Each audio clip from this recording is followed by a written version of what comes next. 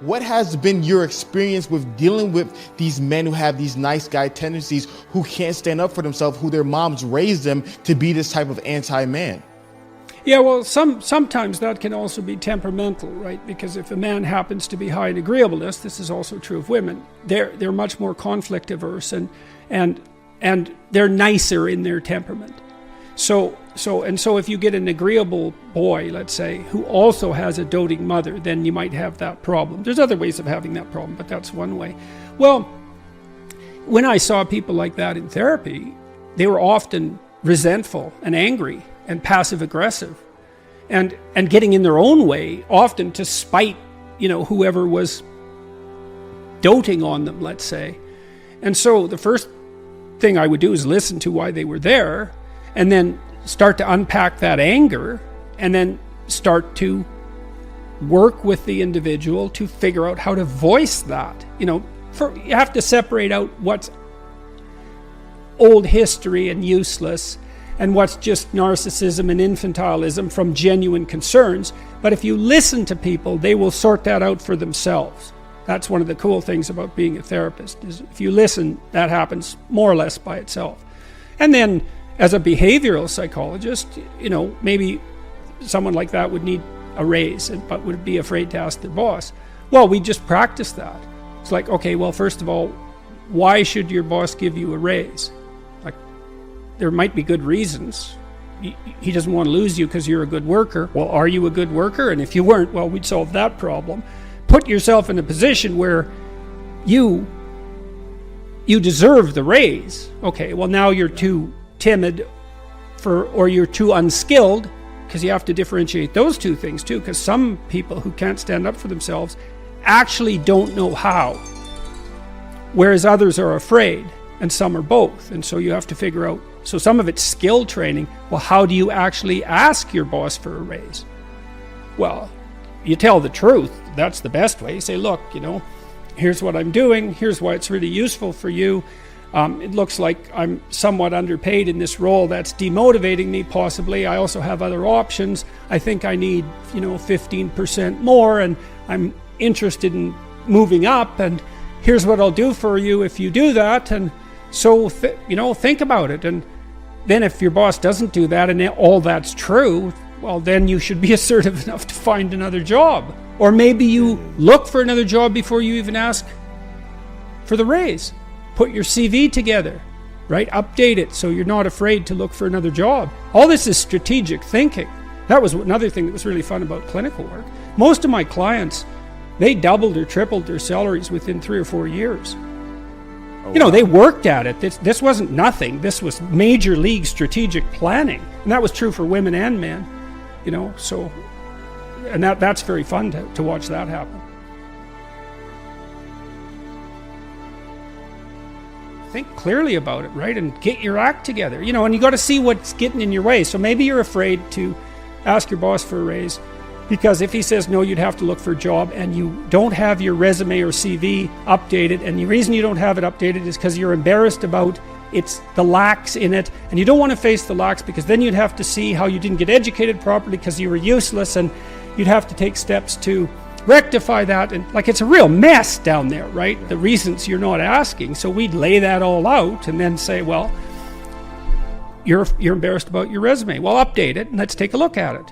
Okay, well, here's some holes and they're not good. What could you do to fix those? And then you break it down into small steps, right? Implementable steps, because that's very practical.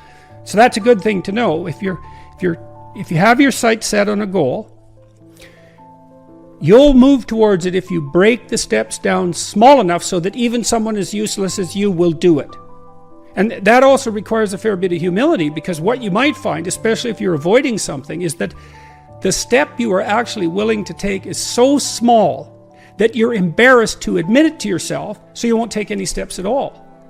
Well, that's completely counterproductive. And the reason that's not proper thinking, let's say, or productive thinking, is that, well, small steps get bigger real fast. And it doesn't matter where you start. If you're doubling your utility every few weeks, who cares where you start? It starts to take off real quick. So you don't want to be embarrassed. You don't want to be so embarrassed by where you are that it stops you from becoming who you could be. And that's tough. It can be that's real tough. I'm not making light of that. I see exactly why people avoid, but it's not a good solution. So for assertiveness, that's what you do, and maybe you practice how people, maybe they're afraid to, ask a woman for her phone number. And so you practice that. And then you use exposure training. It's like, well, go out and practice that. Say hi to a pretty woman when you pass her on the street. That's your task for this week. And see how you do. See how you respond. See if you can do that. See if you avoid. And if you do avoid, see what you're thinking when you avoid. And see if you made eye contact. And if you were standing up reasonably straight, like a reasonable human being. And we'd practice these tiny things, because they are not tiny, man. You wouldn't believe how many people don't have friends because they don't know how to introduce themselves and shake hands. I bet you there's 5% of the population has no friends at all because they don't know how to do that. Wow. It's really sad. It is. It's extremely sad, and I see it all the time. And I love what you talked about, the being proactive about, going over your fears, because I think for a lot of nice guys is the fear of rejection, the fear of failure is such a crippling thing which is why they either, disappear into the shadows or just be extremely agreeable. So yeah, well, here's a cure for that, man. It's like, do you want the horror of failure or the certainty of failure? The horror of potential failure or the certainty of failure? Because if you don't do this, you will fail. Now, it'll be put off, but it will absolutely happen. And so that fear, I understand why that stops people. It's no joke to be rejected. And it's going to happen while you practice. And it's a real fear. But you're deluding yourself by thinking that there's a no fear option. There's just a delayed fear option, right? Because if you don't get this right, well, you're going to fail for sure. And then you're going to be miserable and vindictive and bitter and anxiety.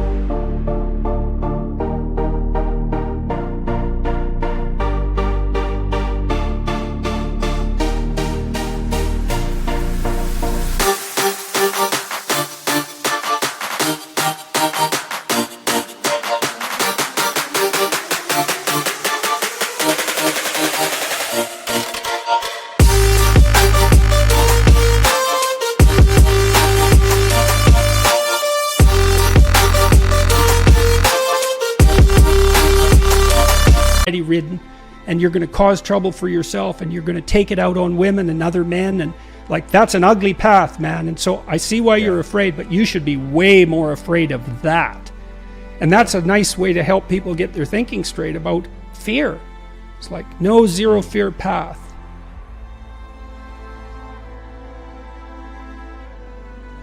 And a lot of men don't have encouraging messages to be able to start them on a journey to success. It's really, if you're afraid of male power, let's say, crippling them is one solution. Yeah. Now, it's not a good solution. And that's going to happen if you think of the patriarchy as a tyrant. And look, there's reasons to think that, So, I was watching this movie, King Arthur, by Guy Ritchie, and when the new king, young King Arthur, takes his sword, he has flashbacks to his evil uncle killing his father. And it's so terrible that he can't hold on to the sword. And I thought, well, what's Ritchie doing there? That's the case for all of us, isn't it? Because when we look into the past and we see our evil uncles, it's just a complete bloody catastrophic mess, isn't it? Slavery and genocide and war and oppression and that's on all of us, isn't it? And it's always lurking there in the background. And so is that male power? Well, yes, in some ways. I mean, if you don't give a man a sword, he can't use a sword, right? So not giving him a sword is one way of making sure he's peaceful, but it's not the optimal way. And besides, if you cripple men, they become far more dangerous.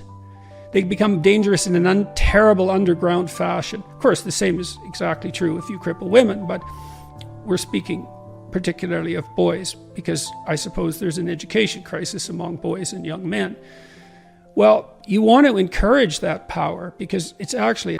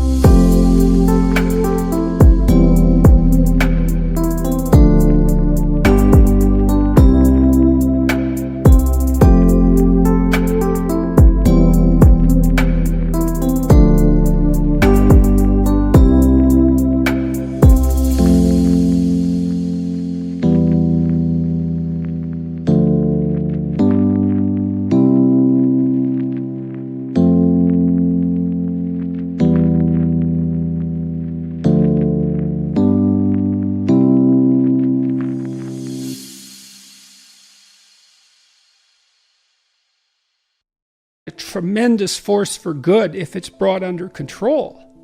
And so, but that's a hard thing to get right. And it also requires a lot of trust and work on the part of women, because they want to, it's like Beauty and the Beast, right? Because Beauty entices that beast who's real, but uncivilized and dangerous. She sort of entices him into becoming fully developed.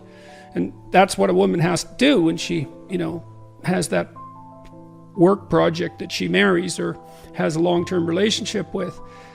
But it's much better to encourage with faith and trust.